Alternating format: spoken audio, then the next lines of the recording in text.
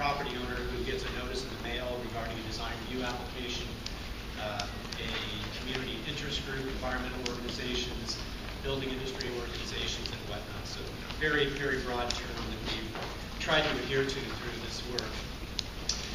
And of course, the idea of evaluating our development review process is not revolutionary. It's not something that's new to the county or our agency. In the past several years, we've been evaluating our development code, which is our zoning ordinance, to try to find places where we can make changes to create efficiencies in some of our permit review processes, namely design review. We do a lot of design review in the county. For those of you in the audience who are familiar with the planning program, and also try to make changes in the way we can improve communication with our constituents. We've done a lot of work recently with our website to try to expand the amount of information, quality of information that you can get online. What's different about this process and this committee is it's the first time that the county has really undertaken a well-organized and systematic approach to seeking input from a variety of stakeholders from outside the county looking in. And that's something, frankly, that's, in my experience, pretty unique with public agencies.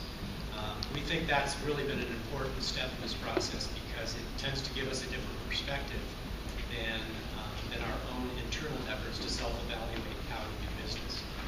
So now that the report has been out for several weeks now, we're interested in getting your input on if and to what extent the findings and the recommendations in the report respond to real-life experiences, problems that you may have encountered in trying to navigate or deal with the county's development review process, and how those relate to findings and recommendations in the report, whether we're missing things or whether we can improve upon any of that.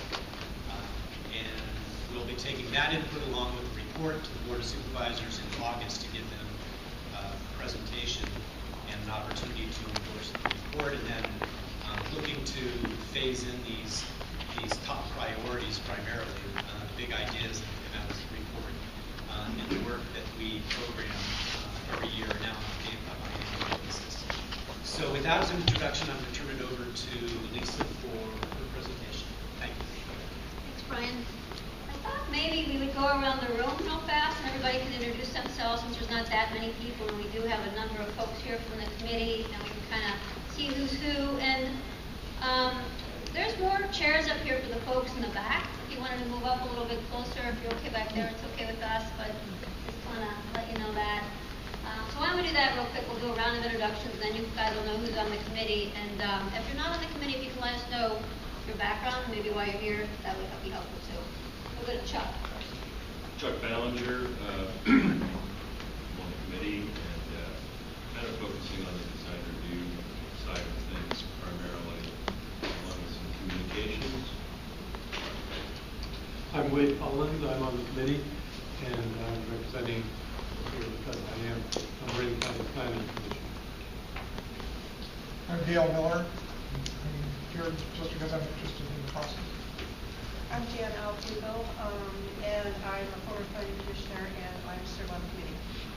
I'm Anita Dorman-Schupman, and I'm also one of the members of the committee. I'm an architect, and that's what's been my input in this process. My name is Rod Blue, and I'm an architect, and I'm here just to visit and observe, and I was invited by Alita to see the process. Great, thank you. I'm Dave Smadbeck. I am past president of the Marin Association of Realtors, and I'm as their representative and a member of the committee.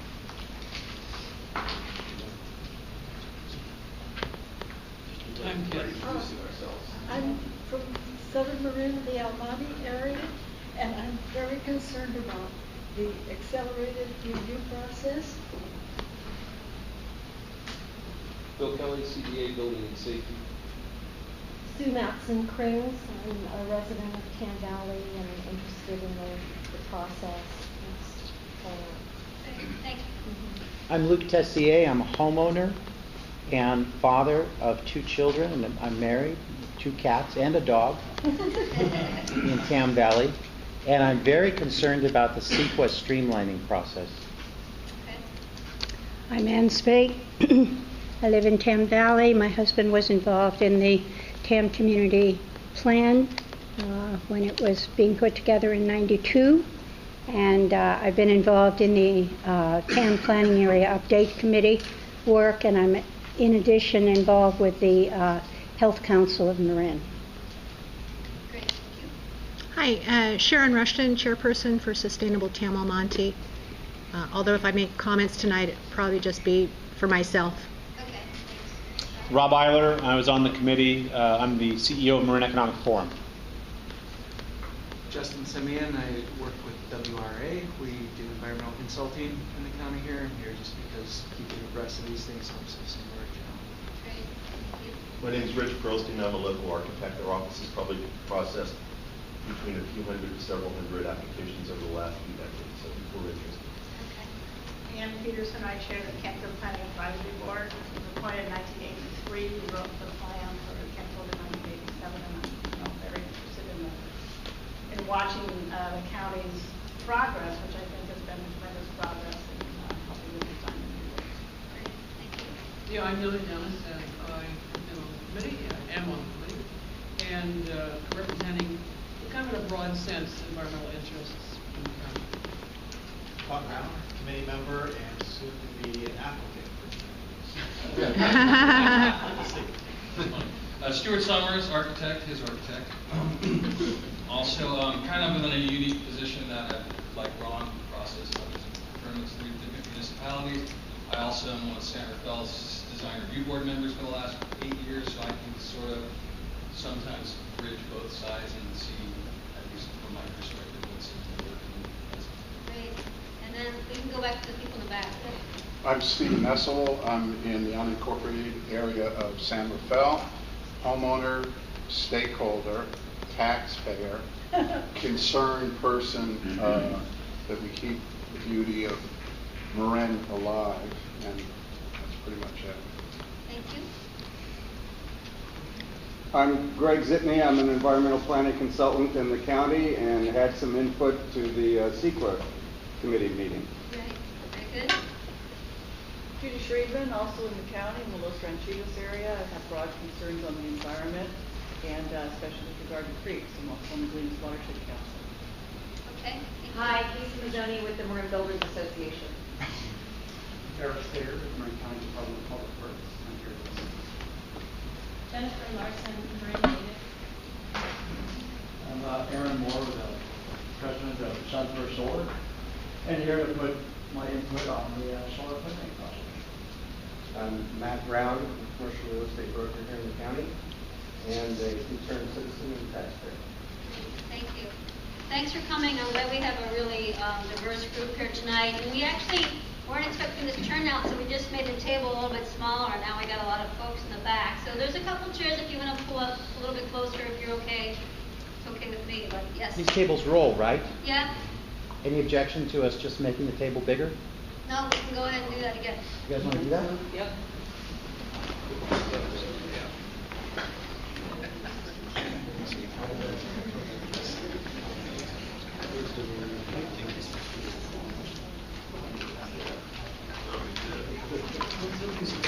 One more. Thank you.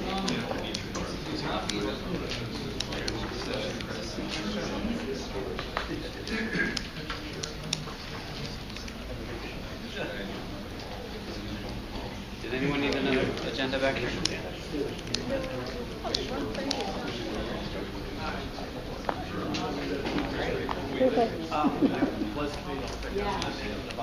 Okay, good. So in the interest of time, we can keep going. So you have the agenda. We have about a 2-hour time frame. We'll see how it goes, but we'll try to get out of here in time at least. I have a short presentation I'm going to go through next. This is the report. There was a few copies around on the table, but this is the report we're talking about. It's also online, and I have a link to how you find the report. Has everybody gotten a copy of the report? How many people had a chance to look at it? Just out of curiosity. Okay, so several of you. That's good, good. I'm going to go through the highlights, but I just wanted to know if you had a chance to download it. So let me go to the presentation. Like I said, I have about 15 slides. I hit a couple of highlights. Who's on the committee again? Raise your hand so everybody's clear. The next slide, actually go up one, Brian. This is the committee. It's realtors, architects, home builders association, chamber of commerce. A very, very diverse group was on the committee, and they donated a lot of time. And it's difficult for me to speak for the committee, a distinguished and knowledgeable group. So I'm glad a lot of folks are here to keep me in line and make sure that I reflect all the ideas the committee had. So I just want to make sure that was clear. So this is the agenda. I have about 15 or 20 slides I'll go through, as I said, to hit some of the highlights of the report. Then we're going to let the committee chime in a little bit if there was anything they wanted to add after the presentation to clarify things. And then we're going to open it up for discussion in terms of what's in the report. And what we'd really like to hear about is are the general findings in keeping with your experiences with working with county staff and CDA, and do you have any other real life experiences that we should take into account as a report moves forward to the Board of Supervisors? So that's what we kind of want to talk about there. And then we'll wrap it up. I'm hoping the discussion is kind of an open forum and the committee members can feel free to chime in as necessary. So we'll see how that goes. So in terms of then just the presentation, Brian Crawford introduced the project overall. It was directed by the Board of Supervisors about 2 years ago. The board directed staff to form the RIAC, RIAC, Regulatory Improvement and Advisory Committee. Over time, we were called the Red Tape Committee, which we owned that, like Obama owned Obamacare, in a positive way. And the committee was looking at 4 primary areas in the county: permit review, CEQA, the Marin countywide plan that was recently adopted, and county fees. For lots of reasons, the committee mainly focused on the permit review process and fees, but we did get a little bit into the CEQA analysis, which we'll talk about in a minute. Not so much into the countywide plan. There was just a lot of work to do on permit review, and we didn't get into that much detail on the countywide plan. We can talk about that a little bit more as we get into some of the details also. Brian, so I got 2 Brians here, so I got Brian Crawford and Brian Harrington, but Mr. Crawford talked about the countywide goal, but really was to improve efficiency of the permit and entitlement process. It's kind of boiling a lot of work down in a couple words, but that was our primary goal. To make the process more efficient, more user-friendly, more oriented to customers, and to analyze some of the bottlenecks in the process. We had a pretty grueling schedule. We kicked off almost 2 years ago. Kicked off with staff, and the board had a subcommittee that we worked with. And over almost a 2-year period, the committee met over 9 times. I actually kind of lost track because the committee started to meet a little bit without our group as a facilitator, and a lot of email correspondence going on and whatnot. But the committee spent a lot of time coming up with these recommendations over about 1.5 years. We did do a CDA tour. We had an online survey. We had another workshop about 1 year ago. So a lot of effort has gone into the report as you see it right now. And as Brian said, the next step is going to the Board of Supervisors in August, and we're looking at potentially August 5th. So you can pencil that in.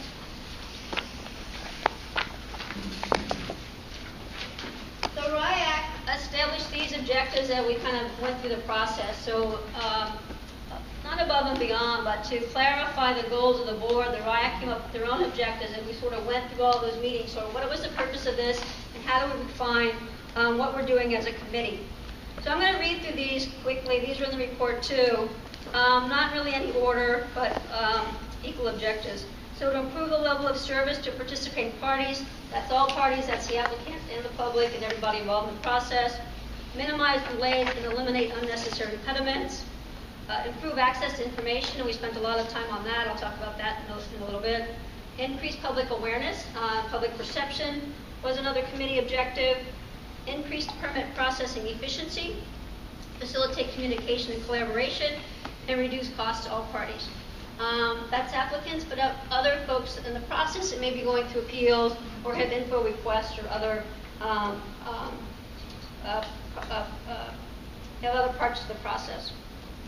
The next slide goes through just a table of contents, because we're not going to go through the whole report, but I want to talk a little bit about what's in the report and how it's organized.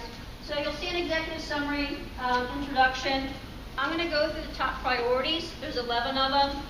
There really, as Brian Crawford said, the big ideas, and they take up a page. So they're sort of introducing the topic, explaining why the committee thought it was important, and then coming up with recommendations. But in addition to those top priorities, there's a whole table of detailed action items, almost 50 action items that the committee is recommending that the county take into account as they implement the report and move it forward. So you'll see that as a chapter of the plan. I'm not going to go through it in great detail. I'm going to talk about a couple of things in there, but I just wanted to point that out. And then there is a closing statement from the committee that the committee wrote, and I think is well done in terms of the importance of the process to them and why they were involved. And then, because communication was a really important part of the plan, and one of the appendix talks about implementing priority 10, which I'll talk about in a minute in more detail, which is a communication strategy.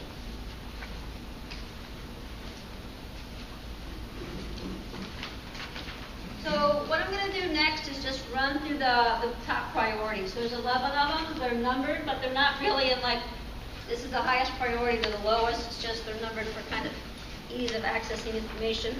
I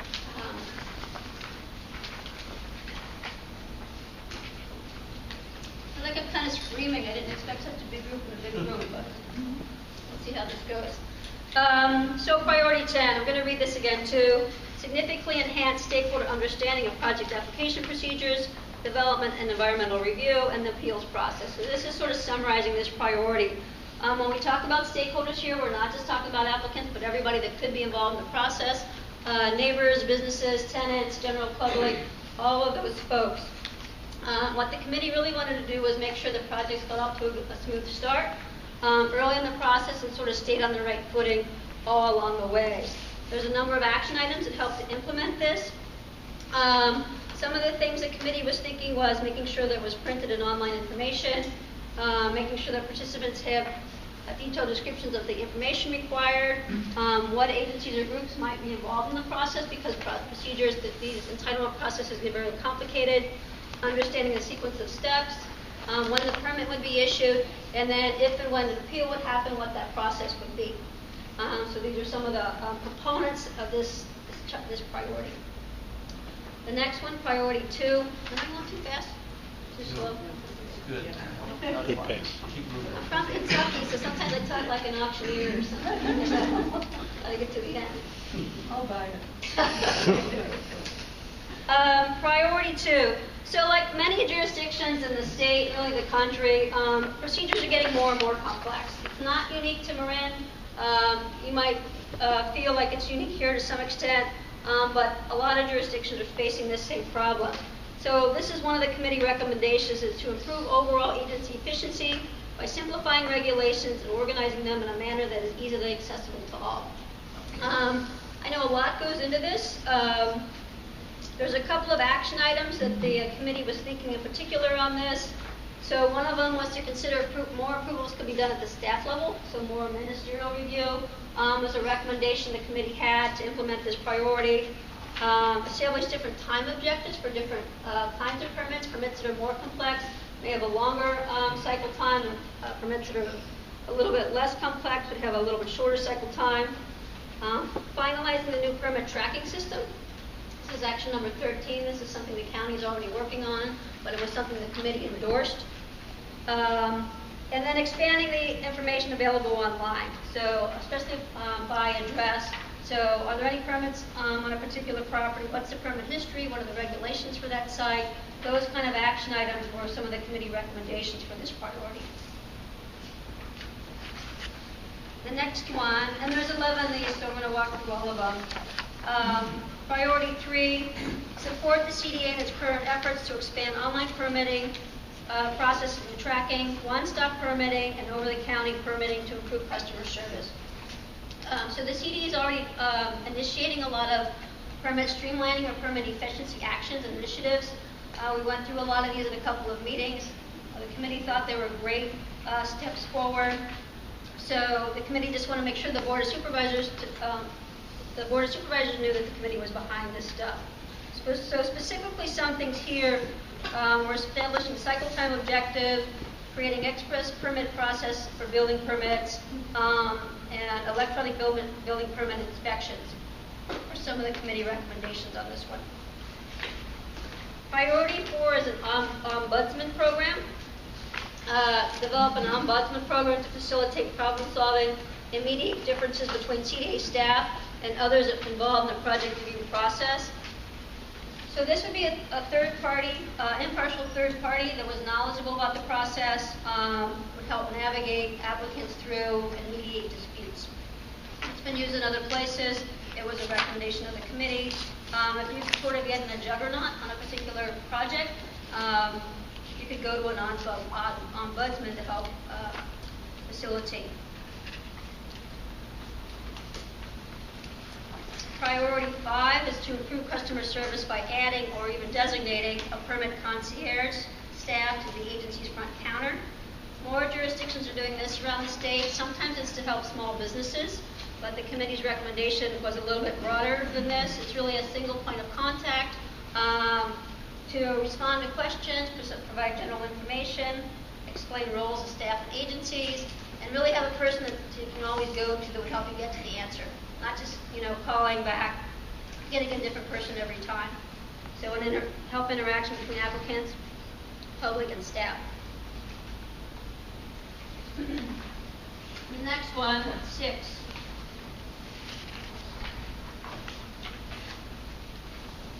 This is something the committee spent a lot of time on too. Improve service by adding or designating a multidisciplinary reviewer to the agency's front counter. The intent here is really to reduce time and save costs. What happens now, if you go in for a permit, sometimes it's routed to a bunch of different departments or staff. Under this recommendation, one person could handle multiple functions. So maybe planning, zoning, building, and some public works functions on some permits, not all permits, but some permits. So it was a streamlining process. It's something we discussed in a number of meetings. Next one, priority 7. Based on information we got at a number of meetings and work that the committee did, there seemed to be a bottleneck with some plan check, and that's creating delays.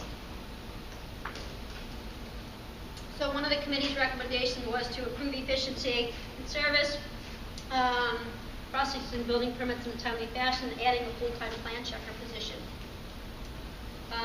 One of the things the committee also recommended under this priority was tracking building permit metrics and comparing it to other jurisdictions. So how long does it take to go through the plan check process, and how does that stack up against some other similar jurisdictions? Oh my gosh, I'm losing my voice already. I got 3 more to go. So this is the CEQA related recommendation. We spent a lot of time on this too, and the committee can fill you in more of the details, but it was really to re-examine the county's environmental impact review guidelines. And as you know, this is heavily regulated by state law, in court cases. We spent time sort of wrestling about how far to go with this, but the committee recommended that the county identify areas, so to evaluate the guidelines and identify areas where potentially the county goes above state requirements, because we did find that in a couple of instances, and see if there are opportunities to improve the process.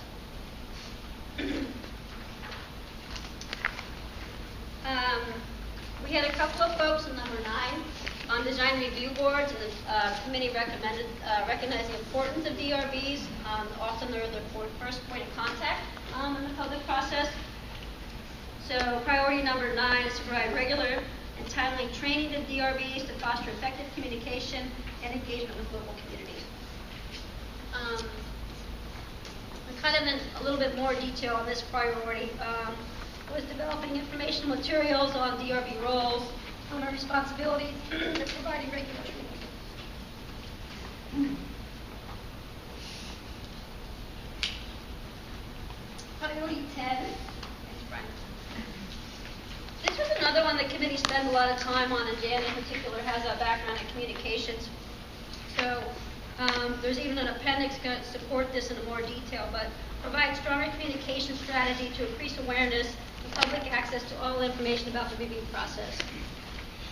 Some of the details in this one is to create a strong written communication plan, develop user-friendly online resources and maybe even YouTube videos about how to get engaged in the process and how to find information. Create feedback loops for folks so that they know when they're engaged, what the next step is, and there's a feedback loop for them. And to investigate how people get information so we know what sort of info streams we need to plug into. Some of the recommendations that came out of the committee. And lastly, priority 11.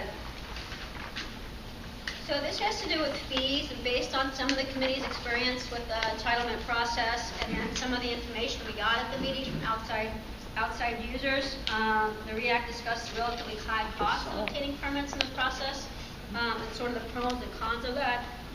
So this priority was developed in response to that, and it is to review project review and permit fees should reflect the amount of actual staff time required to perform reviews and issue permits. And there's several actions to implement this, actions 44 to 46. And some of the things that those actions look at are how fees are charged, making sure the fee structure is more transparent. And we're actually charging for hours, estimated hours worked on a permit, and just overall investigating ways to lower fees down the road. And with that, I think we're good on. Yes. Lisa, I thought it might be important, since there are folks here with a lot of different interests, I thought it might be an important distinction to make that probably 99% of these recommendations deal with what I would call sort of small ball permitting. So it's remodels, maybe an individual new single family home. But the streamlining we're talking about here is not really related to multifamily projects or new significant commercial development.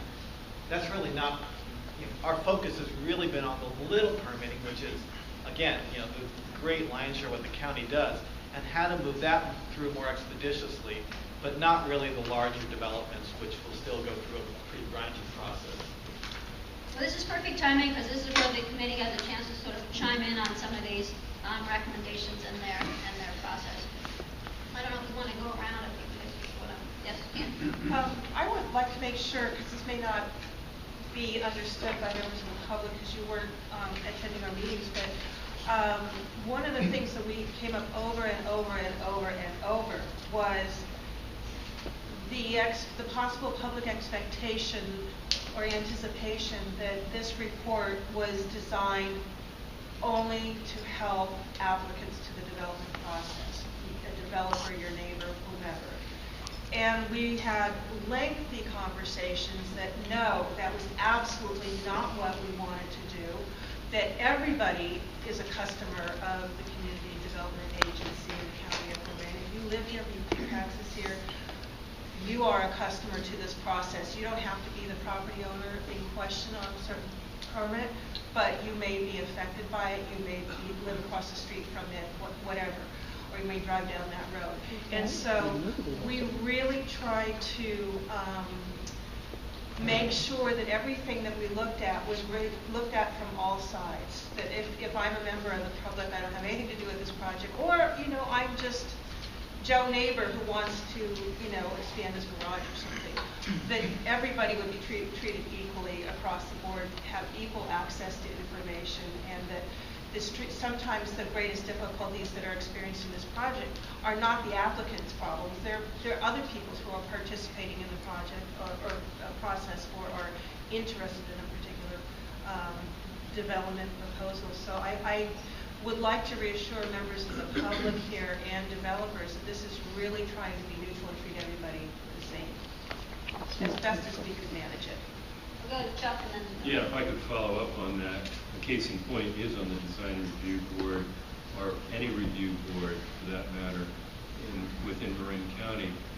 The title of number 9 kind of reads like it's just trying to homogenize and standardize training for design review board members. But if you read on, it also talks about applicants. It's been my belief that a lot of these projects do get hung up not only by design review board members or any review board members who don't know their parameters necessarily, but also on the developer side or the applicant side, they might not understand the review process. And so there's unneeded continuations and other delays that can often extend these projects well beyond what should be appropriate. So I think to complement what Jan's saying is you do have to read into the reports to look at this side of it, that it's for both sides of the table.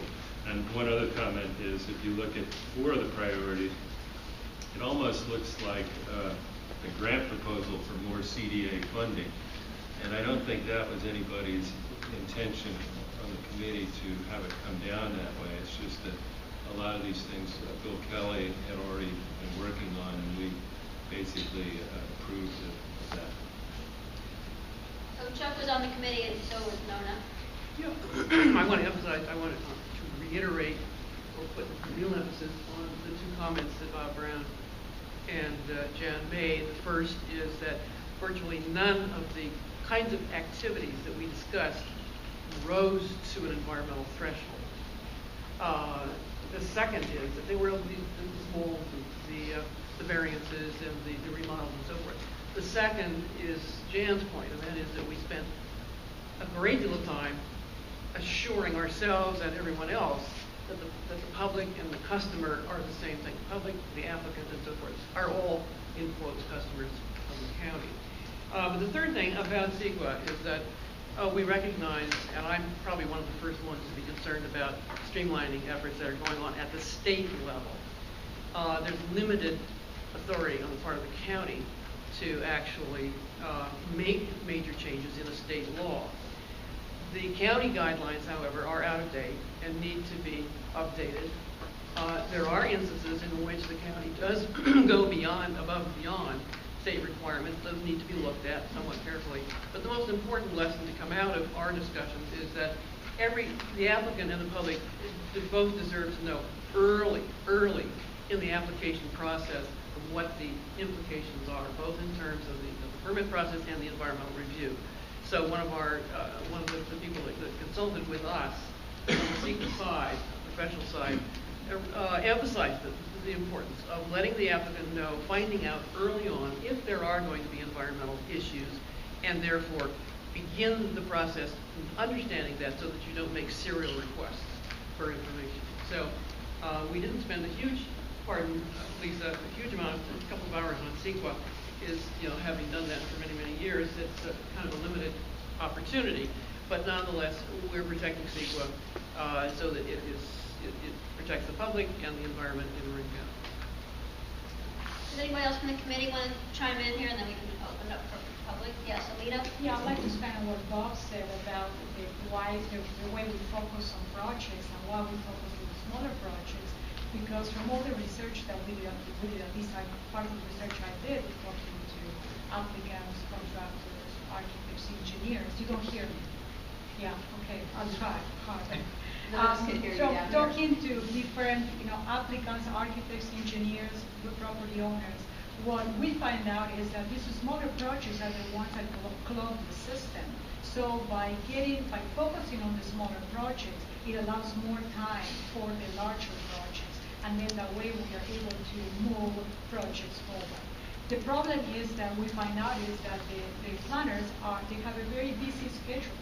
And I think that one of is very interesting of the questions that I asked to different people who participate with the county. The complaints were about confusion at the planning or the building department level, the over-management, and another one that was very interesting was fears of making mistakes because the system is so complex.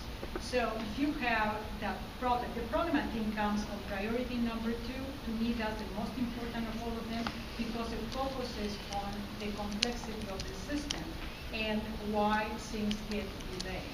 So by streamlining all that, by clearing up that, I think that we are going to have a more fluid path for the approval of the smaller projects and then we will get back to the larger ones. Yeah, Dave. So So the numbers we were given, just so that you guys know, were that the county processes about 2,500 applications a year. And I just talked to Bill, and he says that now it's like 3,000. And out of that, 40% of them are small projects, like water heaters and furnaces. And out of all of those, about 130 were planning and design permit. The most important thing for the public to understand is this word streamlining has a very negative connotation. And the intent of the committee was to make the process more transparent and understandable by all sides so that it could work more efficiently. So that the people that are stakeholders in the community have the opportunity to weigh in properly and efficiently so that the applicant has the ability to go in. I had a client, for example, that was building a new house in West Marin, and he went through all the processes, and there was one item he couldn't find because it's a window within a window within a window. And we've addressed some of these issues about being able for the applicant to be able to see very important aspects of their building process, as well as understand all the neighborhoods and the committees and the stakeholders that have to weigh in on the approval of that process. So the idea is, if we create a more efficient system, we're going to be able to help preserve the beauty and the integrity of our county and be able to actually achieve what we're all here to do. Did anybody else on the committee want to open up comments? Okay. Okay. Excuse me, there was one thing that there was one thing that we kind of wrestled with, and it was one of the goals that we were charged with by the Board of Supervisors, which was to create incentives. For projects that were consistent with the countywide plan. Right, and we did not grapple with that. We didn't feel, there were a lot of different feelings. Some felt it wasn't appropriate for us to get into that. Some didn't feel that we should get into the whole incentivizing, that it's not really good practice. So we did not look at that other than to have a preliminary conversation that was to say, we think these other areas are more important and that's where we're going to spend our time. So with respect to that, we did not come to any conclusions about that other than we decided not to do it. Incentives to do what? One of the things the Board of Supervisors had asked the staff and the committee to do was to consider incentivizing projects that are consistent with and implement the countywide plan, is I think the language. So, that implement the goals of the plan. So, not to just streamline everything and just, anything goes, but if it implements the plan, make that a little bit easier to get through the process versus projects that don't implement the plan, make those harder to get through the process. So, you achieve your visions of the plan. So the only thing I would say about it is, as a committee member, one of the things that was a driving principle for me was actually trying to think about ways in which the time element and the cost element to everybody involved, customer-wise, could be shortened. At least from the larger projects, because the idea, I think, in my mind, is that these smaller projects, while the focus of our work are kind of microcosms of the larger projects and things that can happen along the way, the idea would be that the time and cost being knocked down and being able to, in a sense, reallocate resources in a way that's a little more efficient was always my driving force in this. And I think some of this definitely applies. Time will ultimately tell whether or not that happens with applicant stories and how they talk about the changes. Right. So let's go here to the... I just wanted to add into the conversation our community plans, because some of the times with our local design review board, we get an applicant who's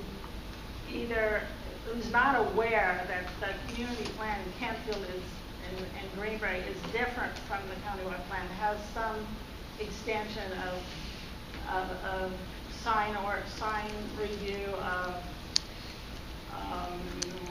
floor area ratios, things like that, and therefore they come with an application that we have to send back. And that's always, it's not a big project particularly, but it just delays them because they haven't And so I don't know if there's a county, if there's an online way for the county planner to be flagged right quickly that this is in conflict with our community plan or whatever, so that the applicant is and handed some information so it's really clear that what Do the community-wide plan too, yeah, Yeah. we'll take that into account. Thank you. Who else? Questions or comments? Yeah, back here. So one, just to say thank you for the clarification comments, have been really helpful, but it's prompted two more questions on my part. One is to say, you talked about most of the projects are small, but wondering, did you give a threshold number or is there a criteria for where's the breaking point between small projects and then projects that would be, the big project? And the second question, I've always been a big fan of pictures worth 1,000 words, especially for really complicated kinds of projects.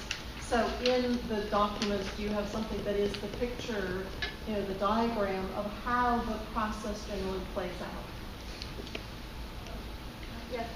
With respect to your second question, we are in general agreement with you that pictures really and diagrams really do help. And one of the things that we felt was problematic in terms of anybody coming into the process, whether you're an applicant or not, just understanding, I start here and then I go here and then I go there. But how does this all work? What am I in for? And if I'm a neighbor, where do I plug into this whole thing? And so I think in our recommendations, we made recommendations about organization charts, flow charts, systematic, describe the process in a linear way. And we agree with you that needs to be communicated in a much better way. Communications really was my big issue on this. People need to understand, and in this era of the internet and PDFs and all that documentation, let's use it to help everybody understand and have everybody get the same information so they have levels to play field.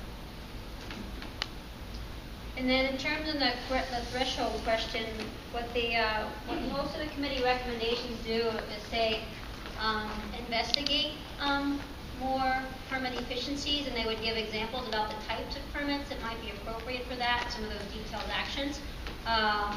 And that's how they sort of dealt with that threshold question. They didn't just say projects over a certain size, extra wide.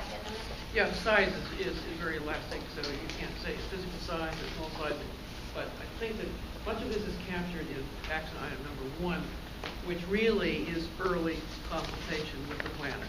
And that is find out then what are the characteristics of the proposal, what does the site look like, does it need a soil report, does it need this or that.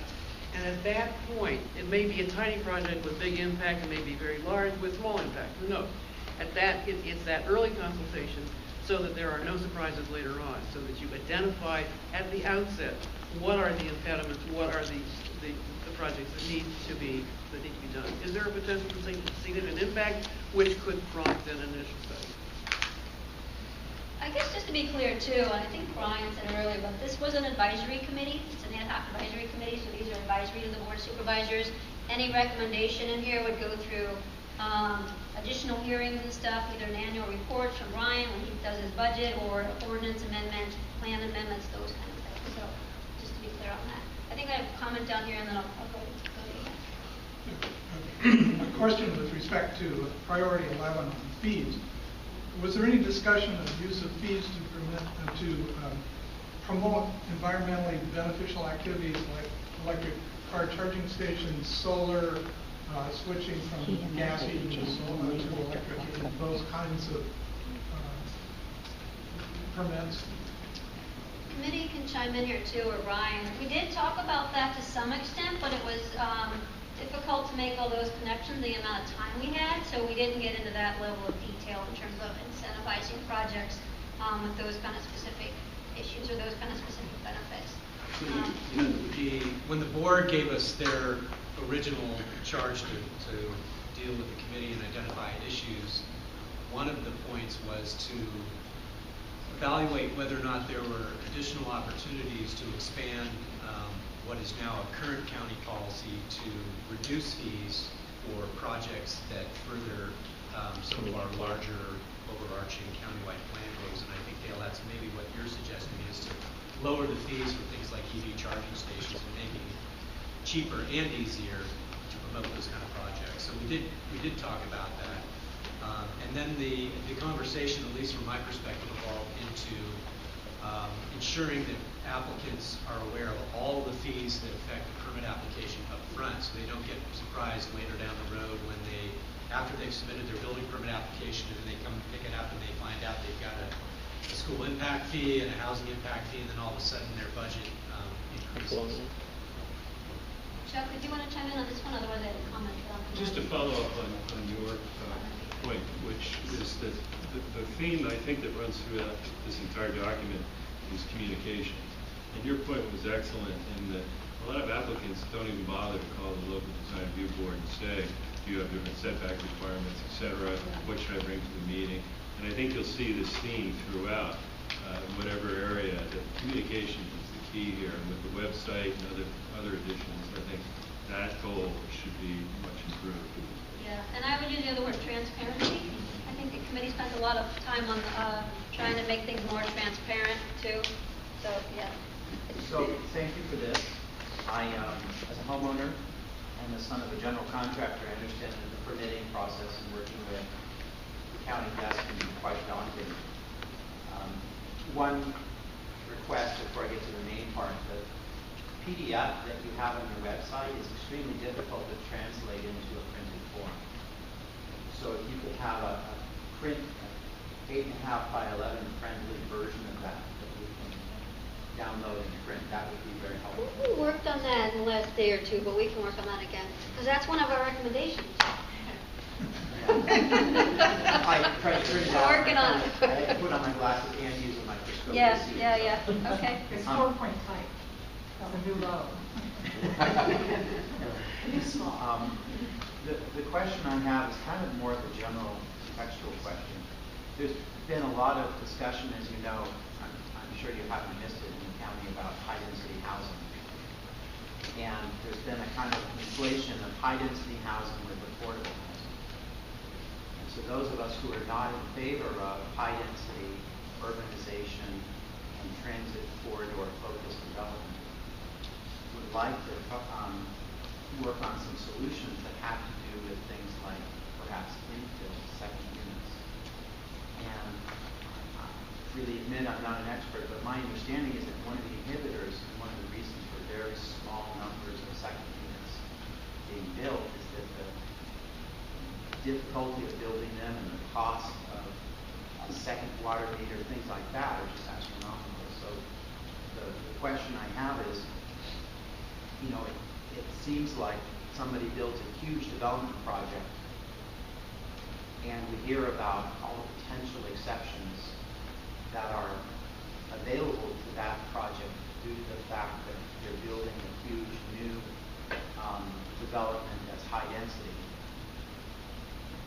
What exceptions and incentives are we willing to give to homeowners and small developers? Like what I mean is, I'm on a double lot. If I want to put a second unit on the property, what if I say that's going to be an affordable housing unit in the low income category? What concessions are you willing to make to me to make that worth my while to do it? As opposed to saying it's going to be $1 million home. Nothing to do with this. I think these are, on the county scale, this is an extremely important question. I would really love to see you address that effectively. Did you want to say something? And I know it's not an easy question. I apologize if I make it sound easy, but I know it's not an easy question, but I think it's worth thinking about and asking the question. I think the committee, I'll respond, I believe maybe you too. It's questions like that and many others that we realize we're going to take up so much time to delve into fairly and recommend an incentive that caused us not to go there. Okay. Because we really have all these other things we had to look at and that were part of the charge for the Board of Supervisors. So I think you're right, you know, as a concept, other people have brought this up, the incentivizing, is there room for that in the planning process? And we could have spent the whole last year and a half talking about that. So that's why we didn't do it. So I'm sorry if we disappointed you. Yeah, and I think not that we're saying that that's a bad idea. How about another committee that focuses specifically on how to get affordable housing without resorting to high-density mega projects? Yeah, I mean, that already exists. The housing element hearings are ongoing right now, so this is the perfect time, but that would be the correct venue. So a number of us from the community attended the housing element meetings and found that the housing element meetings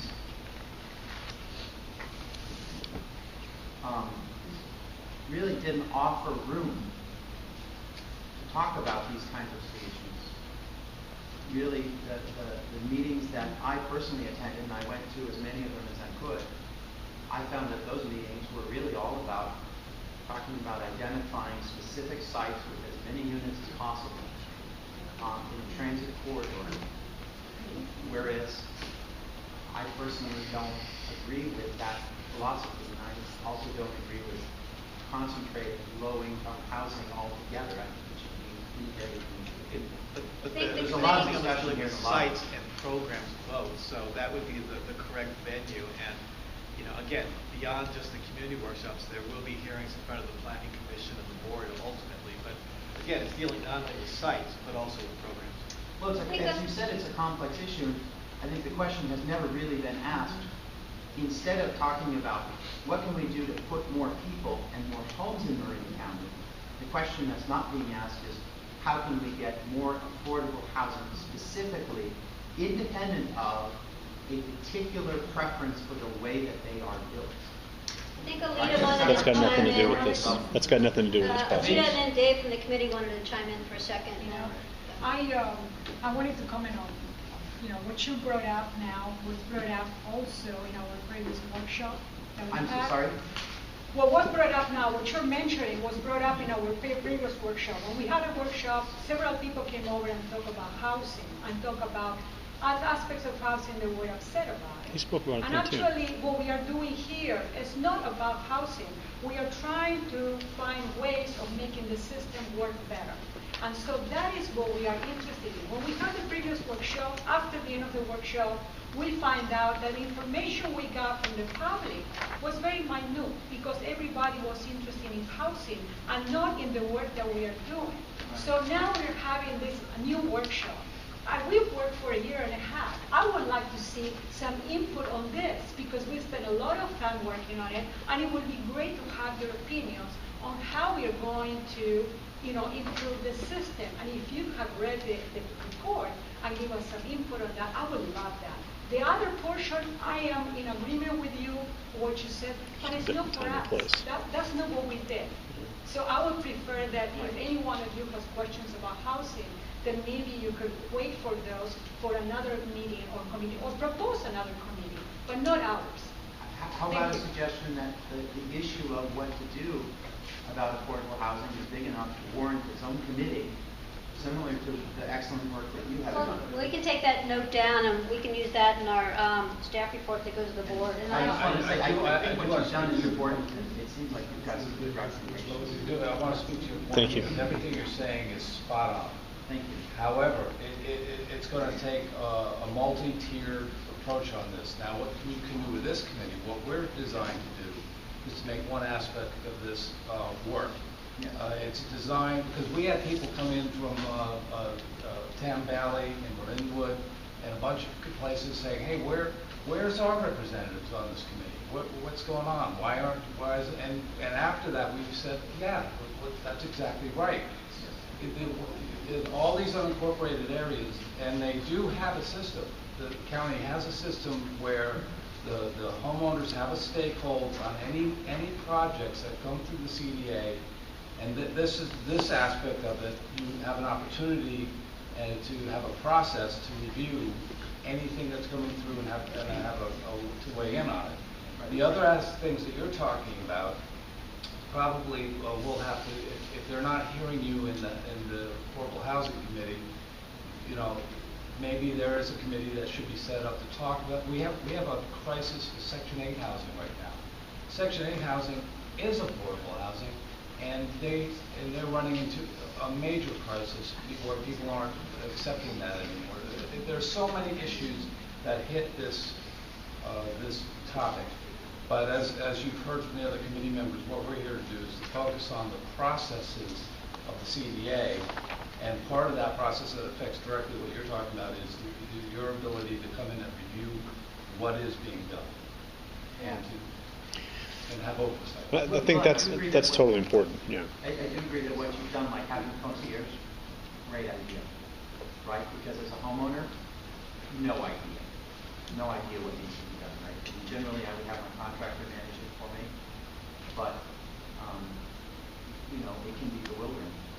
I think some of the recommendations in here too, they support the ideas of affordable housing, looking at fees, incentivizing certain projects. We just didn't, as a committee, directly tackle affordable housing and some of the things you brought up. I'm going to go to this lady right here, who's very patient, and then I'll go to the back.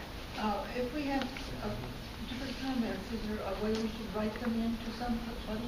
Or should we just cut and waste them to this context? If you have specific comments, it's probably better if you put them in writing or leave your document with us today. But if you have bigger picture things that you want to bring up with the group, I think that we should bring them now. One thing, number 2 on executive summary, improve overall agency efficiency by simplifying regulations. But often when you simplify, you remove regulations. And I think basically the regulations have evolved over the planning period that I've been around, which dates back maybe 40 years. I think that most of these are pretty well filtered out to be essential. So I hope that by simplifying, you're not reducing. And then this over-the-counter concierge, I think that somehow this is an intellectual approach. Many of your people might even prefer to be called a helper, simpler language. And I believe that you should have a multilingual access, not just an option when speaking English, because there are a lot of the trades are different. That's a good comment. Those are just 2. I'll go back to the back and then over here. I have a rainbow of feedback, inputs, suggestions, but first I want to thank the committee for their service. Amazing. A year and a half, did you say? I think it's a well-constructed presentation, though. Good, thank you. Thank you. So this is a combination of positive and critique. You could have critique in private and praise in public. Whatever our planners are doing does not give them the bandwidth to accept innovative ideas. I personally presented a $7 million free money income to the county annually. I have a proposal that brings $7 million annually to this county at no cost to the county. And I was told by a very high up senior planner, I just process applications. End of statement. End of comment. No redirect from the department or anything. It must be very demoralizing to live in that environment. But it certainly did not serve the purpose need to see our county work better, cheaper, faster. Number 2, I have asked for service from counter staff and been given a personal opinion that I didn't ask for about a certain project. To the point where that was onerous and objectionable. So I'd like our counter staff, whether they believe in a project or they object to a project, to reserve that for off business hours. I'd be happy to talk about it. But when I go with a need, I need the counter people to stay on topic and not express personal opinions. And they were speaking for the whole county, by the way, not just for themselves. Number 3. I just underwent, I survived. I should get a pin. I survived a lot line adjustment for one of my clients. Started in November and was finished in March. And that was a quick one, I understand. Part of the reason it took so long is that the planner assigned was there 2 days a week for partial hours those days. Working very hard, I'm sure. But there are loan locks expiring. There are other moving parts besides the safety of the community and necessary agencies that must be contacted. But this was an unacceptably long time and poor communication to boot. So assigning part-time staff to a project that could use a little more momentum for other reasons doesn't work. I know we're all supporters of CEQA. We enjoy the benefits of CEQA after all these years. And yet it too is inadequate because it doesn't do a community impact. Supervisor Arnold has suggested the need for an economic impact to projects that are large. So we need to link in, I know it wasn't your committee's job, but we need to link in a community impact aspect to our planning in this county. And it can't be passed over. Right now we're subsidizing huge transnational corporations that don't pay for themselves, don't bring back, aren't in an equal exchange with the communities in which they reside. And the community gets to pick up the rest of the costs. Number 5. Oh, I thought a great argument for getting permits from the county or the city. And that is if you haven't had it happen to you lately. If something fails in your house that causes a fire or other problem, the first thing the insurance companies are doing is going and checking the permit record. If that was unpermitted work by unlicensed personnel, they will not cover that. So I think that's a well-kept secret, and it would be very motivating, certainly to people buying new houses and to people about to sell their house.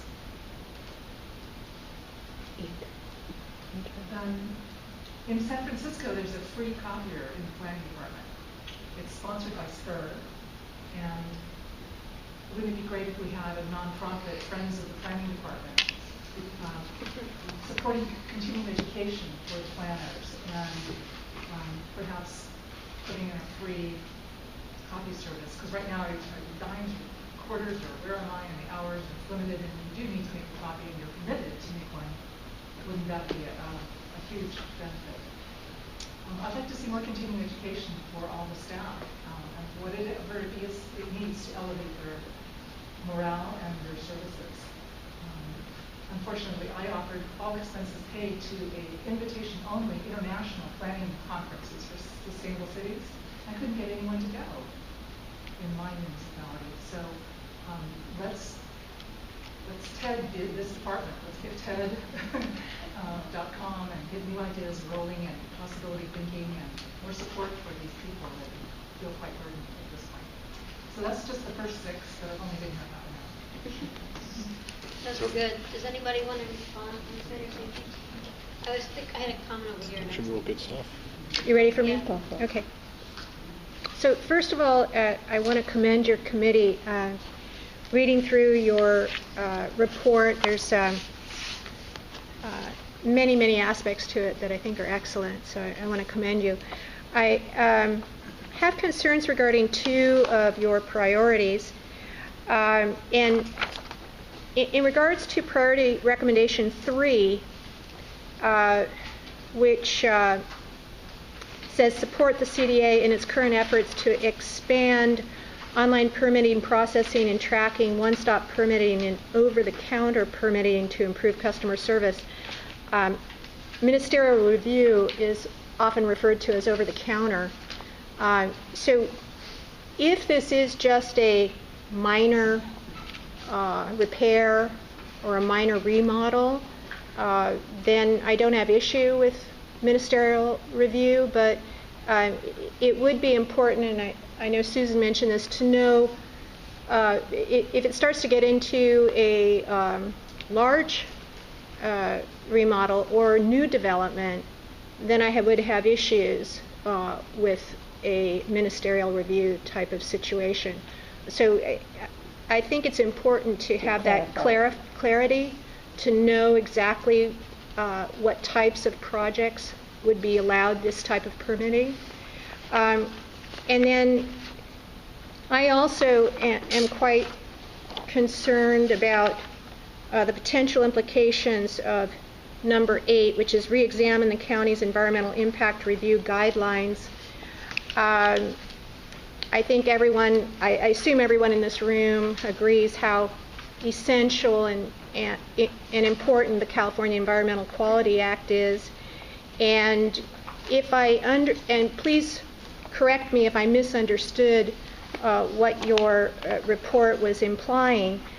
My understanding, that, as I'm sure everyone in your committee is aware, there have been new laws, new state laws, which have greatly diminished the protections of CEQA.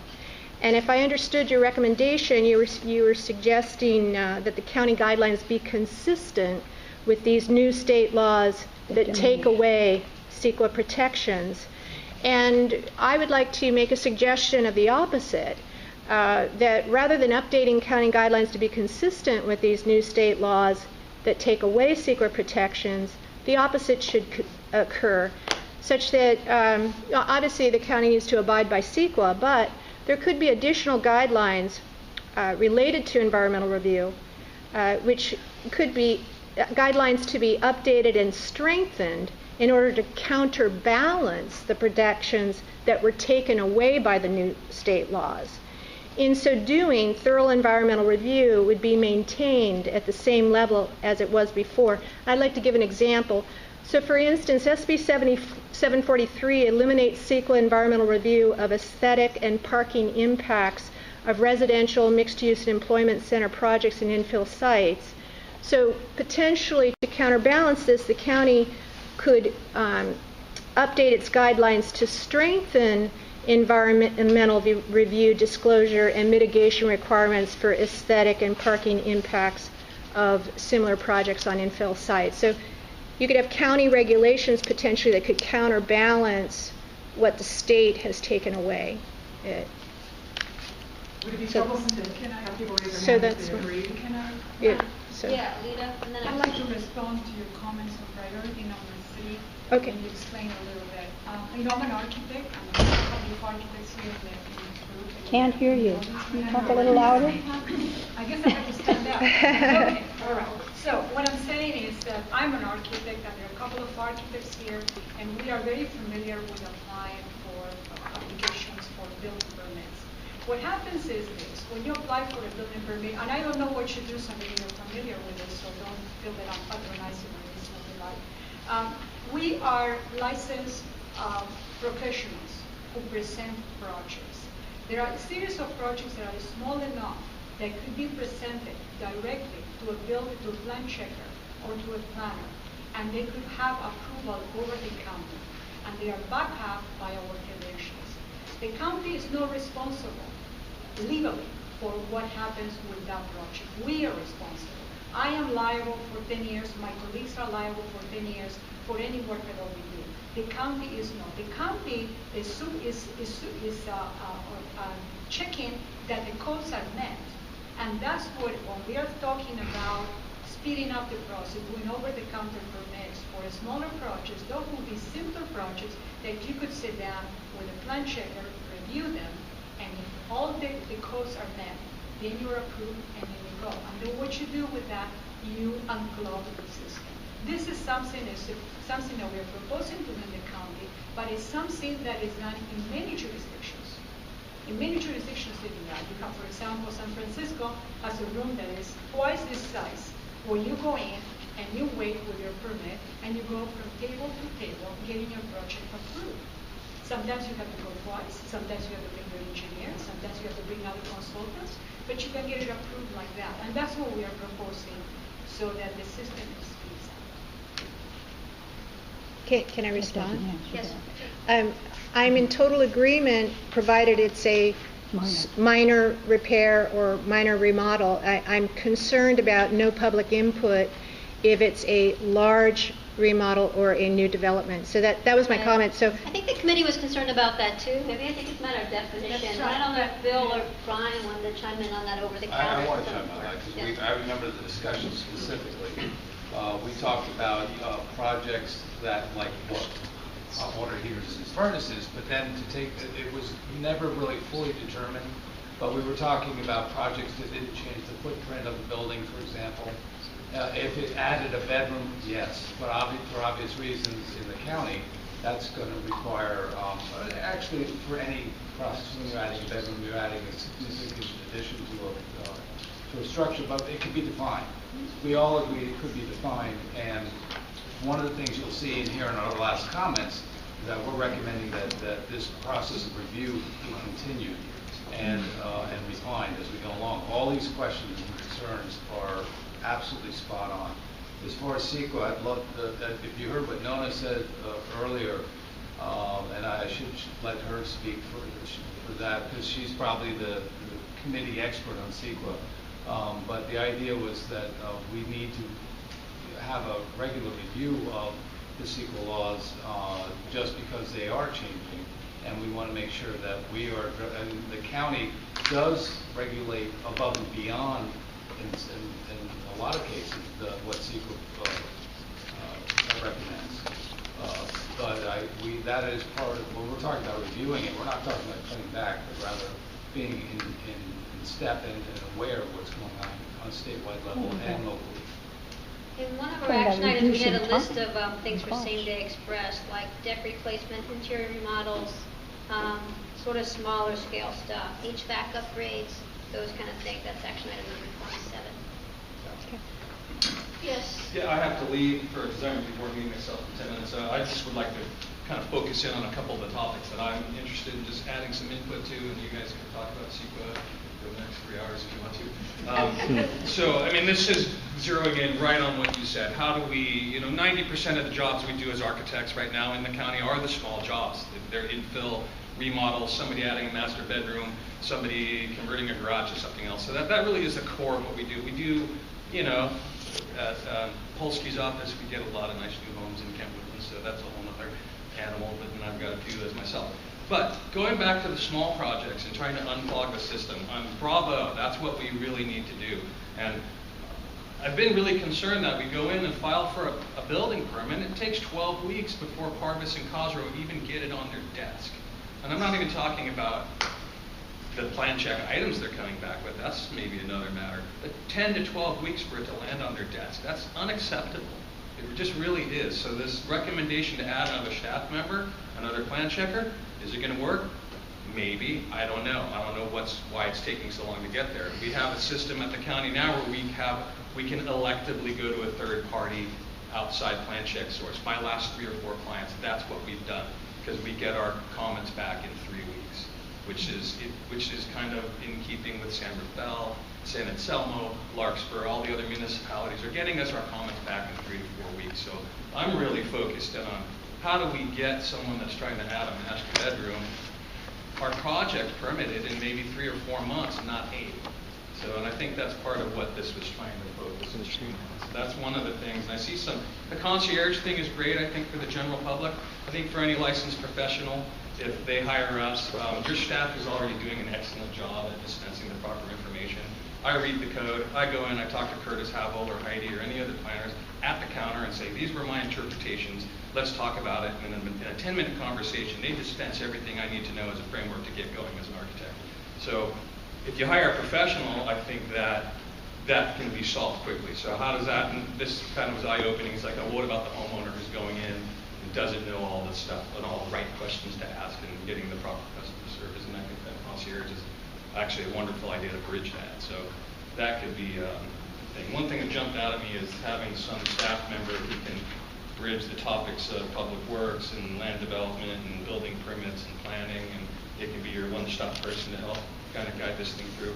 That sounds incredible if you can find somebody that knows all those disciplines. So I'm wondering if, even going another direction, if it's even been thought of, why don't you send all your plan checks out?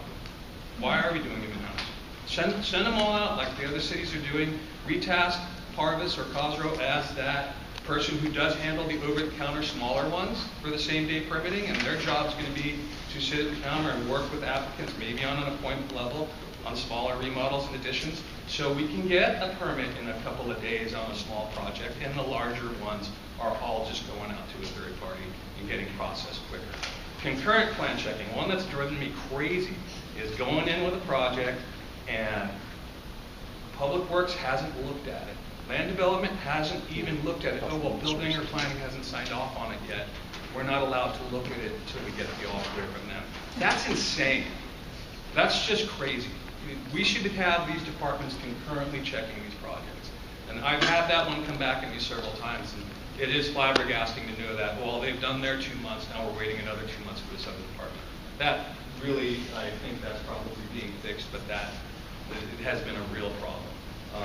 And I know Bill's worked into this third-party thing recently, a new program that if you elect to go to third-party, that we can go ahead and take it out. And then there was a little bit of a hitch in the system that because building didn't take it in, it didn't get assigned a number, so land development couldn't physically look at it. So I think that's hopefully working itself out. Fire departments, you guys make us as the architects and professionals route this thing to whatever local municipal fire department has to do it. Why don't you guys take the application in, we'll give you an extra set of drawings, you guys get it to the fire department, instead of paying a professional $200 an hour or whatever they're charging to run to Woodacre to deliver a set of plans.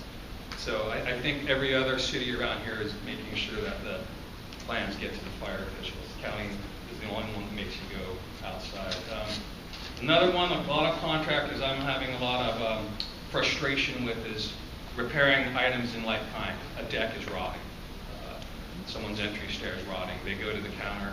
Oh, no, you need full engineering and you need to submit a set of plans and it's going to take you 2 or 3 weeks to fix or redo your deck. I think that can be somehow cleaned up. I'm working on one right now. The original house plans are already on file and how they're engineered. Why he's having to re-engineer it all again seems to me a little heavy-handed. There should be something for people doing repair to be able to streamline that through without having to hire 85 consultants. And then that brings me back to licensed professional. I came in here thinking before I read this that, if someone comes in and they've hired an architect, they've hired a structural engineer, they've hired a geotechnical engineer, they've got all these highly trained, skilled professionals, why can't that plan check process be streamlined? We're the ones taking responsibility. We're legally liable for the project. It goes through this 12 weeks of waiting and then this big plan check list of 40 items that, oh, well, you forgot to add a note here about this little thing or the little, we're the guys that are liable for all that. So maybe those little nitpicky comments need to drop off the list and perhaps the slack gets taken up through the building inspection process. You have highly trained building inspectors. If we missed a switch somewhere, maybe the building official will pick it up in the field instead of it going through this pretty arduous plan check process. And then I'm just back to the one-stop permitting. A lot of our cities, like you said, Nevada, San Rafael, other cities have programs in place. Sonoma County, where you can go from station to station and usually either walk out in 1 or 2 visits with a building permit for smaller projects. I'm very sensitive to the comment down here, where do you set that threshold? What's the smaller project? What's the bigger project? That's something that'll have to get vetted out. So that's kind of my quick list that I made when I read this and what I thought we were coming in for. So, and I'm only jumping in on it because I do have to leave. But if anybody wants to retort anything I said or pile on. Good comments. Yeah, down here on the right. Yeah. And on a related note, I have 2 questions or comments, one at a time if I could, please. The first one is relative to these same-day permitting that is recommended in your report, which sounds like a good idea for the certain categories of items that you list there, such as HVAC and interior projects and solar panels and deck repairs, etc. She's talking about number 27 in the report. Correct. It would be great if you would tie that to one of your other recommendations, which is to lower fees for items that are or applications that are straightforward. So I would think those 2 should be married. That would be suggestion number 1. Okay. And then secondly, I would be interested in your comments. I don't know if it would be from Brian or the committee members or whatever, about what would be any administrative or political hurdles to implementing something like that? Same day permitting? Arlita, did you want to chime in? I want to ask a question before you leave. Okay. I want to ask a question before you leave. Okay. Yeah, so, we struggle with the idea of having plan checking done outside. Here. Outside plan checking, which Okay, is outside considered. plan checking. We struggle with the idea of that because we felt that it was not, some people could not afford to pay the extra that cost to send the drawings to be checked out. So you Don't charge are- extra. Pardon me? Don't charge extra. Well, okay, I want you to speak a little bit about that because that would be, one way would be, okay, the county charges less or the amount is the same and the county covers it. But they need to make certain amount of money to survive. The county has to have certain income to be able to function. So the question is, how do you work that in San Rafael? They sign a contract with a third-party plan checker. And so people pay extra for that? No, it's just the part plan of check. The outside plan check in San Rafael and Nevada both were found to be less expensive than in-house. And San Lo? They charge the outside plan check cost and then put an administrative piece on top of it. It's still cheaper than Yeah, San Anselmo does it. Pretty much every other municipality in this county. I don't know who's checking their plans in-house anymore. I don't mean to take someone who's been doing their job for a long time and saying, all right, well, that's not your job anymore. I mean, we can retask some of that. But, everyone else, I think, I can't think of another city in this county that's not sending it out now. Phillips Group, Coastland, CSG, Essie Hill. I have philosophical problems with sending something to San Diego, to get plan checked. So I would really like it if we could use our local people in our area. And so I think that could be a requirement. And then one thing just to add on before I do leave, I'm sensitive to the fact that you've mentioned, someone here mentioned the education and ongoing transparent conversation with design review board members in these communities. I think that's a fantastic idea because it really is hard as the architects to know, and I'm sure the homeowners, it's like, we're meeting the county's criteria, we know these boards are advisory. There needs to be more of an ongoing dialogue between these individual community DRBs and the planning staff. They really do try to need to be in sync because that's happened on lots of projects. We're meeting all the county's rules. We know the community design review board's comments are really actually advisory, and the county doesn't legally have to listen to them, but I'm sure they feel compelled to do so. I would advise, I don't think it could be made a requirement, certainly would be a huge recommendation to all these community design review boards that they should at least have one or two design professionals on these boards. We shouldn't have an accountant, trying to review a project they don't understand. And some of these boards I don't think have that. So, I'm not saying all of them, but some of them don't. I think Chuck wants to say something, then we'll come back to your comments on fees and whatnot. Yeah, since you're about to leave, we'll jump in on your comments. First of all, I think if you read through, you'll see number 6 really does address this generalist idea. We spent a lot of time talking about that. Yeah, I just got to so you don't have to. Yeah.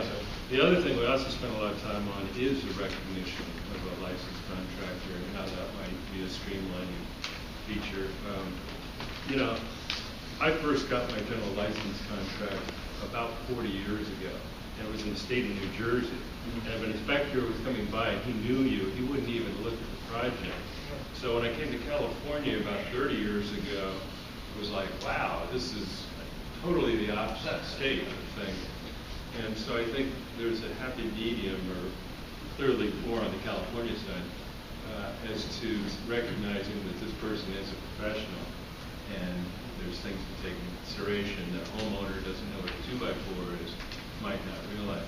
So I think if you look at those two components of the report, you'll see that we're trying to work on it. Yeah, I'll definitely read it. Your comments. Dave. I just wanted to thank you for your comments. They were very insightful, as we really wanted to hear more from the professional community, and I hope we have your name. Oh yeah. All right, thanks. I know. And, don't get me wrong, the customer service, I think, has been fantastic at the county. I mean, the attitude I've gotten, I know some people said maybe they got I just processed permits. I don't think I've ever heard something like that ever, dealing with people I normally deal with. But maybe that's because I'm asking the right questions. Good. Thanks for coming. Sorry, No, I gotta go put on the other hat. To jump back to the earlier comments about the fees and the politics, I think that's a good idea. We did have some action items on fees and making fees more transparent and actually tying to the amount of time staff put into a project. But I didn't know, Brian, if you wanted to chime in a little bit on the politics of getting some of this stuff through. I mean, the board supervisors have Administrative aspects, like is it doable within the structure of the department, and is there support from above to make the changes? Changes to lower fees? Is that No, this was now talking about the one-day permitting, The as one-day well as potentially lowering fees to go with that. Yeah, absolutely. In fact, the general rule with fees is that any city or county that is charging user fees has to set the fee at a rate that represents the actual amount of cost that the agency is incurring in delivering the services for which permits are being issued. And so now there's various ways of doing that, but that's the rule that we have to abide by. So in other words, whether it's an over-the-counter permit that you get on the same day or whether it's a more extensive permit that may take months to get, the fees should represent the actual cost to the county or the city of delivering those services to get that project through the process. So if you were hypothetically to go to a one-day permitting process, say for solar or interior remodels or something like that, would the fees come down because It should, because it's a lighter absolutely, review? yeah, right. And I think there was recently state legislation that set a cap on the amount of fees that agencies can charge for roof-mounted solar systems.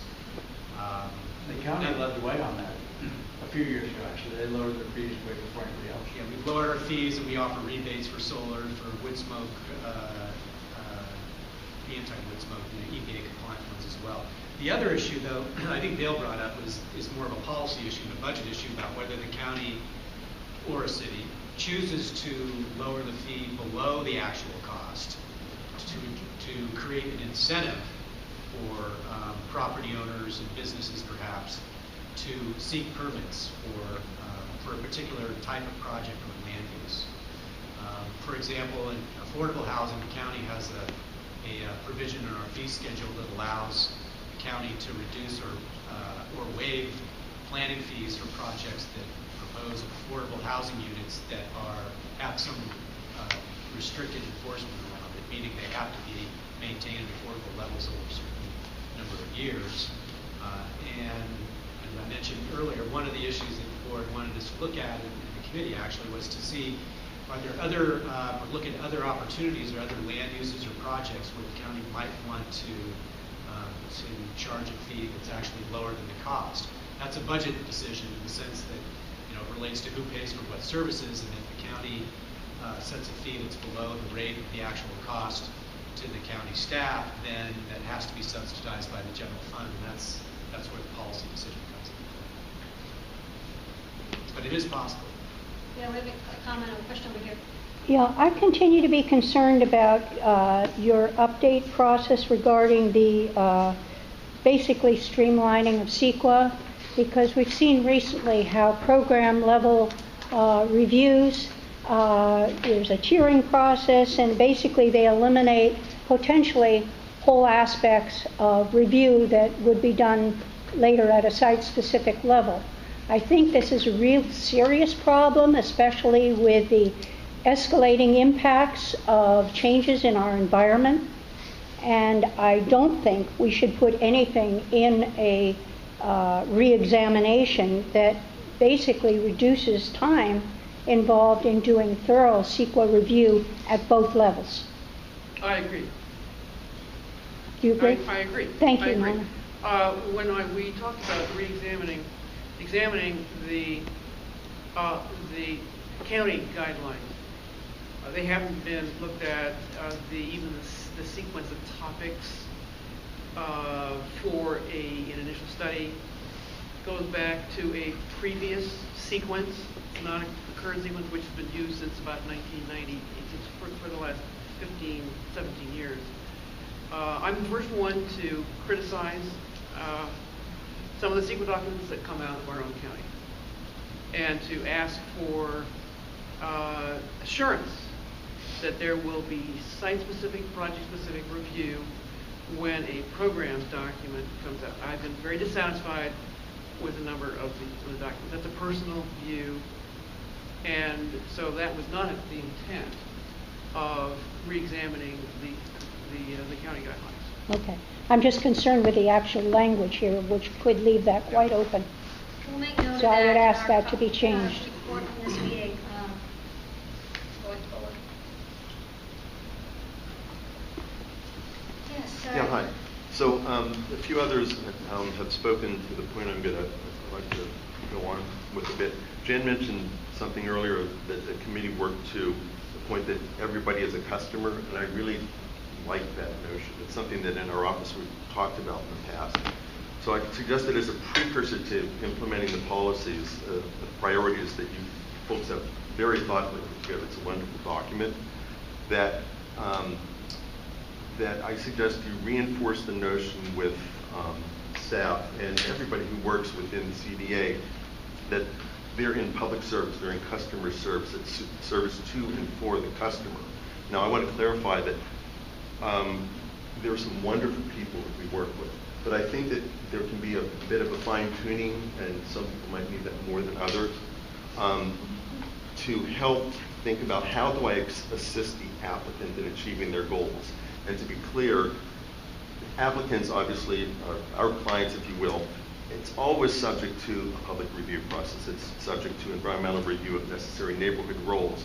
But I think that it has to be first and foremost, how does staff become an advocate for the applicant? If the CDA was a private company, the charge would be how do I do a great job so that people want to buy from me again? But obviously there's no competition here. So instead of going to the competitors, you've only got one. But the key is, because even though there aren't competitors, that shouldn't remove the drive from all of staff to want to do a great job for the people that have come to pay their dues. That's it. Good comments. Yes, Nona? We talked about this a lot. We talked a lot about this. And speaking from a public perspective, we feel, I'll use my public hat on, we feel that the planners are responsible to the entire county, which means not only the applicant who is paying the fee, to be sure, but is gaining the privilege of developing within a county, within a neighborhood, within a community, all of whom will either benefit or not benefit from that project. They are part of the project. So for the planner to be an advocate, we sought other words to illuminate the path for the planner going through. But to grease the skids, which is suggested by advocacy, I think we felt was going too far. Yes. And I was not suggesting actually going for it, if you will, greasing the skids, but an anecdote. No, I'm sorry. Just to add on to that, so we do work in other places, Sonoma and Napa. My office manager submitted packages for an addition up in Sonoma, I want to say within the last year or so. She came back, she absolutely raved about the process within Sonoma, and the other gentleman talked a little bit about that, how they have multi-step process. And again, we do a lot of work within Marin, and we enjoy coming into the room, but to have somebody come back, and our office manager can be quite critical sometimes, to have her raving about that application process was stunning. So not to say that Sonoma is greasing the skids for applicants, but I'd love to think that we as a county could get to that place. Well, let me point out that being an advocate for an applicant can mean different things. You may be speaking, I don't know if you're speaking of planning or building. I come from a planning background. I've worked on a lot of planning applications as a staff planner. And so I found myself working more in a technical phase at the beginning of the process to gather all the information that I needed or the county needed to make an intelligent decision on the application. But then once that application was complete, then the staff planner has to take an advocacy role. And that can mean supporting a project that is well designed, that meets all the standards and policies, getting through that through the process quickly, supporting it at the planning commission and the board of supervisors. But not every project is designed in that way, and so in some cases advocacy on the part of our staff can mean advising the applicant that they have issues that need to be resolved. And so that's where I see some applicants or customers don't necessarily see that as advocacy. They see that as being obstructionist. But what I do think is important, irrespective of whether a staff person is supportive of a project or has identified issues that are preventing them in the county, and I'm not personalizing this because positions are really supported by the management of the agency, is to give the applicant the understanding, the feeling that they're there to help you, whether it's good news or bad news, that you're in their corner to try to get the project through, unless it's something that's so fatally flawed that you don't have any chance. That's a great statement. Jan, do you want to chime in on this? I guess, I'll just say that if the recommendations that we've made, and I'm sure there will be more forthcoming if this process continues, if over time these things happen, you will get the result that you want without having staff be named an advocate. You want a smooth process. It's not whether or not you have it done. You just want the thing to be informed and go smoothly, and you'll get that. I'd like to add to what you were saying, because I was the one who brought out the word applicant in the group, and I was beaten up in every direction for it. And I, finally got says, we have a different understanding of what the word is. And I think what it is what we need is somebody who will help us, march through the process. That's what we need, because they know with you, like for example, as applicants representing clients, we work in different jurisdictions. We don't understand every jurisdiction to the ultimate detail, and they do. So it's their obligation, because that's their job, to help us through that path and to show us what is the information. We cannot be denied the information. So that's when I conclude the word advocate is no good, but it has to be another word, like navigate through that process. And that's why I think the word changed to something else. It changed many times. Yeah, there's a comment over here. This has been mentioned before, but I think there are 3 points. One is about the threshold for large and small projects. And what I've heard described sounds very subjective. Maybe they have an impact, maybe they don't. Somebody said that there's mitigated something that the public doesn't agree with that. So I would feel more comfortable, and I think a lot of people would, if you set a square footage limit on projects that needed a CEQA review and much more coddling. Yeah. So that's one. Second is, I'm wondering about the consequences for probably larger developers than anybody really, that doesn't follow the regulations. And I live in Corte Madera, and we have seen examples on Tamil Vista of places that were designed in a certain way, which weren't great to begin with. But right now, if you drive by Tamil Vista, it looks nothing like the project that was proposed before our town council. And there's no consequence. Somebody talked about incentives for following the general plan, but in the case that we all know what I'm talking about, there's been no stick involved. So I think that needs to be part of what is considered here. When the building inspector goes out and sees it doesn't match the plan, nobody's even getting a slap on the wrist. I'll leave it at 2. On the threshold issue, I'll chime in here that we've heard this a couple times, and we think it's a good point. Some of the actions have examples of what those thresholds are. I think when we do the staff report for the board meeting, we can put that in there as a concern in terms of identifying those in more detail as these things come forward for implementation. On the project you're talking about, I think it seems like a code enforcement issue, and we didn't get into that in great detail in this analysis, but to make note of that too. Yes, I think you were next. I just wanted to go back a little bit to the advocacy point, but just very quickly.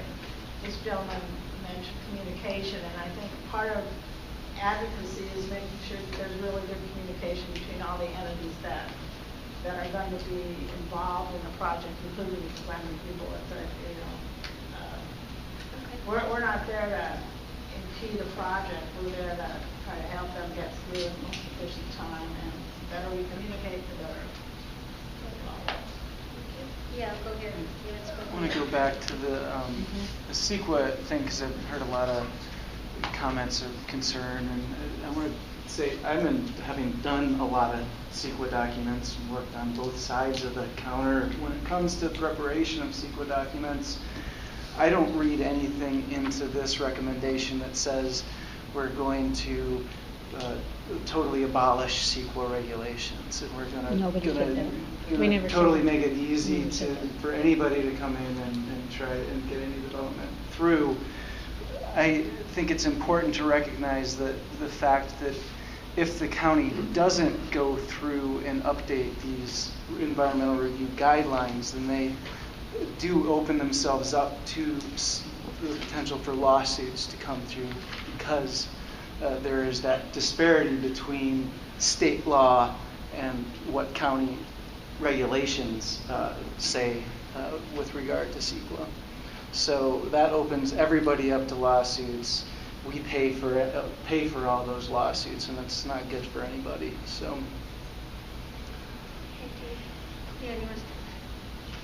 I was just going to add that I hope that in the course of the processes of regulation that there is much more consideration of not just specific projects in isolation as they come to you over the counter, but the cumulative effects of related projects that come to you. Because we're at a time where, change is inevitable, but growth is optional. Yes. I have one simple request for solar permits, and that's that we have one fire inspection. Instead of that we have a county fire inspector with a fee looking at it, and then we have to send it out to the city or the jurisdictions in that area.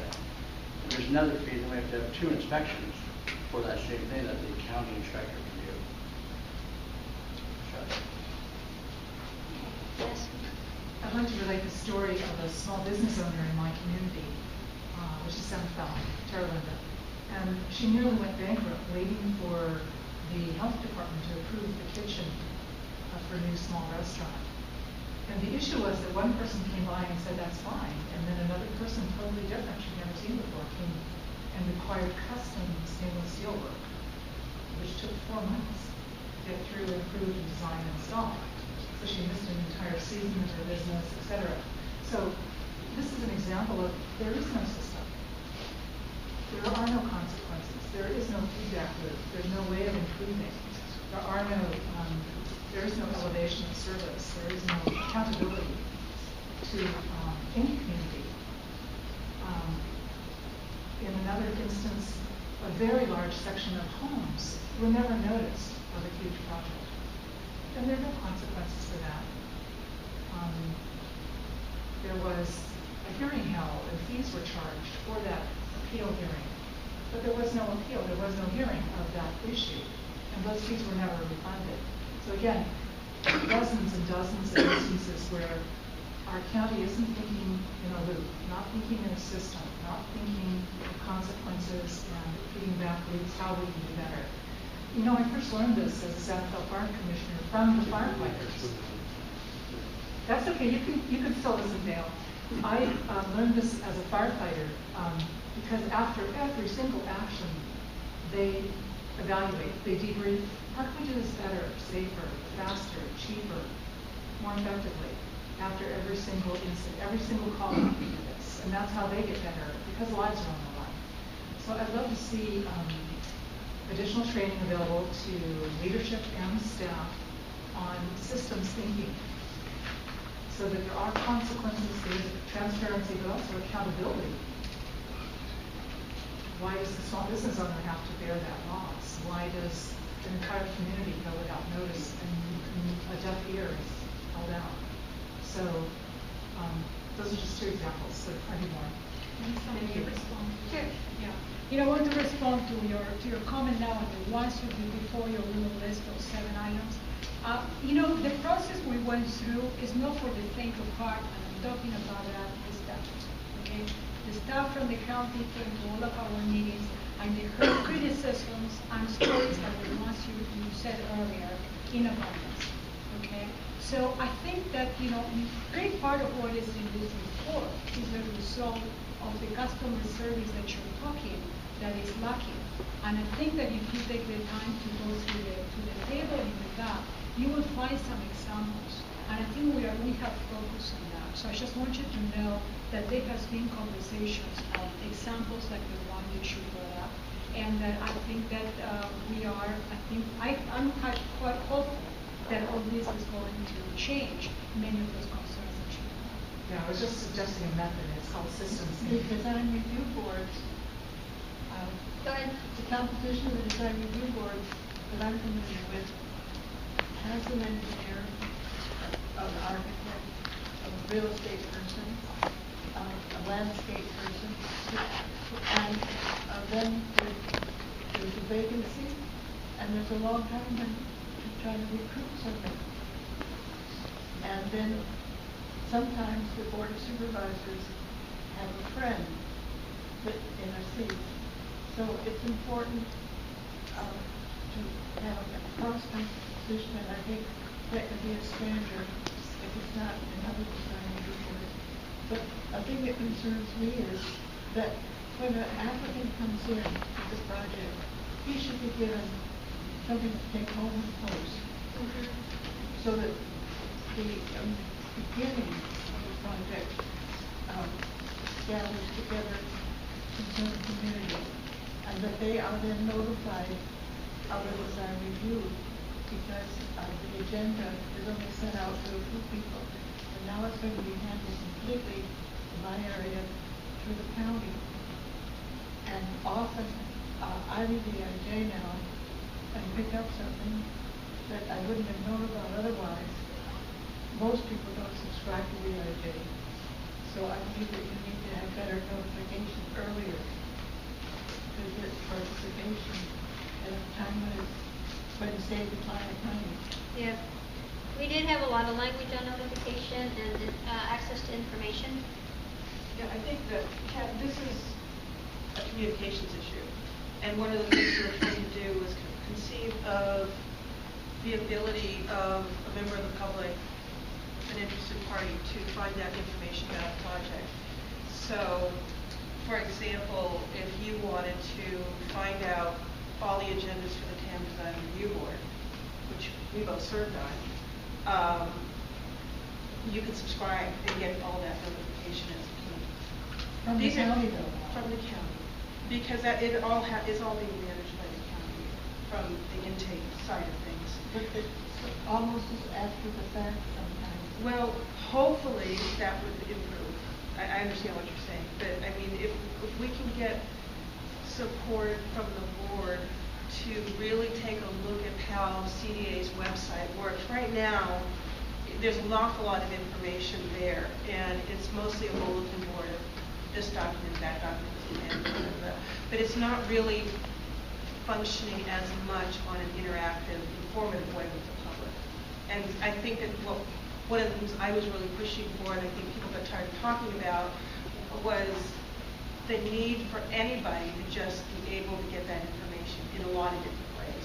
Part of it is a website that's really designed to function in that way for this interactive kind of communication and information. And another is to expand the outreach that the county does to let more people know what's going on. I mean, that's not really, right now you kind of have to be in the loop or you won't find out, like you say. And I think in this day and age with the technology available to us, we can change that. There are lots of models for it. Other communities are doing it. You take one more comment, and then in the interest of time, we should probably start. I mean, design review boards are somewhat handicapped in that we see the county receives the application, they have 30 days. We get it from the county, so it's delayed then. We have to get it on an agenda, get the hearing scheduled, and get back to the county within that time frame. And so we don't agendize until the Thursday before the next Wednesday, and we've got to get, it's really hard to keep these things going. Yeah, I remember, but I think it can be improved, and one of the reasons Chuck and I were really pushing for more tools for design review boards, standards and protocols and systems, was so that design review boards could do what they do much better. Because I think that there's incredible history and knowledge embedded in those people, and it isn't known. Yeah. It isn't known, it's not appreciated, and wouldn't it be better if people understood the role of design review board? And wouldn't it even be better if in the future, other groups that are not official DRBs, but function in some ways like them as advice in the county, wouldn't it be great to bring them on board and have them start learning some of these procedures and protocols too? So, and also for design review boards and homeowners associations kind of come together and say, there's got to be a better way. What is it? What have you experienced? Have that dialogue. Yeah. You know, maybe not every month, but you know, on some periodic, reasonable periodic. You haven't had a chance to speak, so. Yeah, I apologize. I had 2 other meetings to go to tonight, and it seems to me, I hope this was brought up, but this is the worst time to have a meeting. You're doing it during the summer vacation period. The only announcement I saw was, 5 weeks ago. It's 5 to 7. It seems to me that it was designed with low attendance in mind. And as you can see, there's a lot of citizen interest in this. So that's just a comment. Hopefully someone else made it as well. No, they haven't, but we did talk about the timing of the meeting, and it was not intentional. Actually, some of the committee members, I think, felt the same. So it was not by design. It was just getting the schedule in a room and making it happen. And sometimes it just ends up this way. Well, unless any of the committee members want to say anything else, I think we wrap it up. We really appreciate everybody coming. These are really helpful, I think, to the process and where we are with the report. All this is going to be accumulated and will be taken forward to the Board of Supervisors. We appreciate input from project applicants, proponents from that perspective, and also the general public and some of the concerns with the way the priorities are written, the recommendations. We'll take those into account. Just out of curiosity, how will you incorporate comments as a sort of administrative record that goes along with the report, or you can change the report? No. Not changing the report at this point, but okay. adding the public workshop input into the staff report that goes to the Board of Supervisors. So we would potentially submit letters that then could be attached to the report? Yeah, absolutely, yes. I just have a question. We're being known today. Is there going to be a record of this that we can review? The filming? Not our film. So. Is this Marin Media Center? You can talk. Oh, yes, he's the man that handles it. Dan? Can committee members see whatever notes that are prepared from this meeting before it goes to the board, just to kind of take a look at them? Sure. I mean, just a draft. That'd be helpful.